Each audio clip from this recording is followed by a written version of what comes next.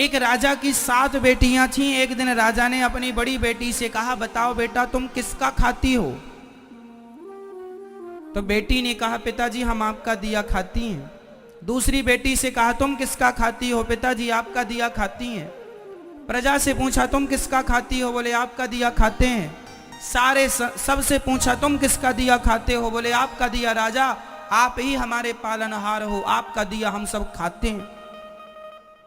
सबसे छोटी बेटी से कहा, बेटी तुम बताओ तुम किसका खाती हो?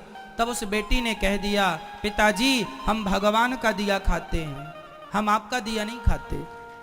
राजा को बड़ा बुरा लगा, उसे लगा हमारी इंसल्ट कर दी इसने, हमारा दिया खाती और नाम ले रही है भगवान का।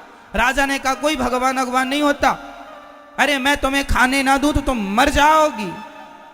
बेटी ने कहा, पिताजी तो आप करके देख लो। राजा बड़ा गुस्से में आया और अपनी उस बेटी का विवाह ऐसे आदमी से कर दिया जो बिल्कुल गरीब था और बिल्कुल बीमार था। उस लड़की को लगा कोई बात नहीं, विधाता की ऐसी ही मर्जी है। वो लड़की जो थी अपने उस पति के संग रहने लगी।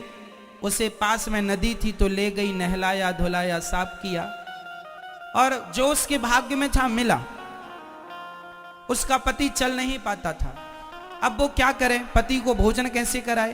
तो जंगल की लकड़ियां बीनती और ले जाके शहर में बेचती। जो पैसा आता उससे कुछ दवाइयां लाती, कुछ रोटियां लाती, खाती, पति को खिलाती, दवाई खिलाती।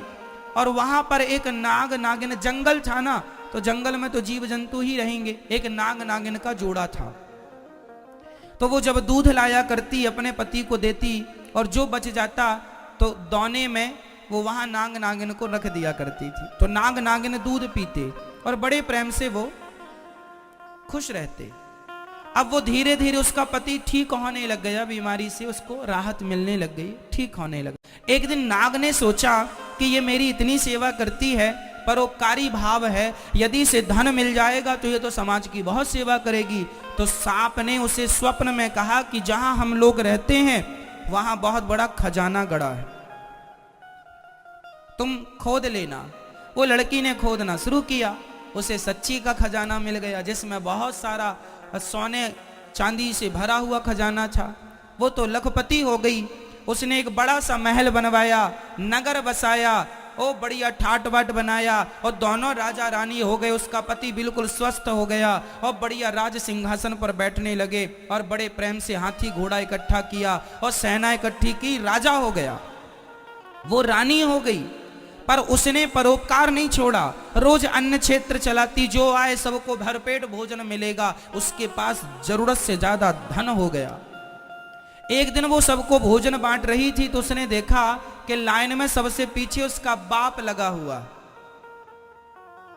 और उसकी बहनें लाइन में लगी हैं भोजन के लिए।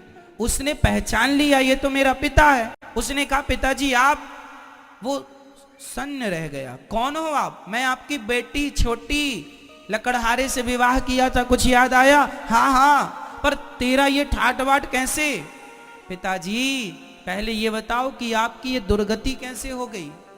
बेटी सच्ची कहा था तूने, हम बड़े अहंकार में थे कि मैं राजा हूं, लेकिन मेरी राजगद्दी छीनते देर नहीं लगी, सब नाश हो गया।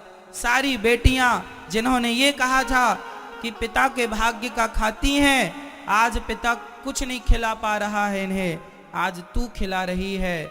तब उस बेटी ने कहा, पिताजी मैंने कहा था ना कि सब अपने अपने भाग्य का और सब भगवान की कृपा का ही खाते हैं, सबको खिलाने वाला भगवान है।